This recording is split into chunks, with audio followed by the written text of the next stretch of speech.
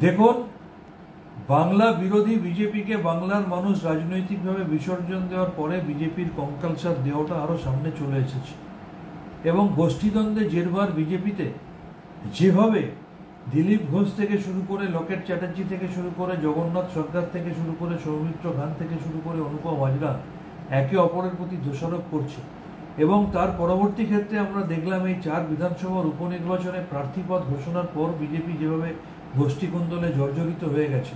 আমি আবার বলছি, দয়া করে নিজেরা লড়াই করতে করতে দলটাকে শেষ করে দেবেন না। সিপিএম এর সাথে লড়াই করার স্কোপ নেই, তারা শূন্য হয়ে গেছে মানুষের রায়ে। কংগ্রেস মানুষের রায়ে শূন্য হয়ে গেছে এই রাজ্যে, পশ্চিমবঙ্গের কংগ্রেস।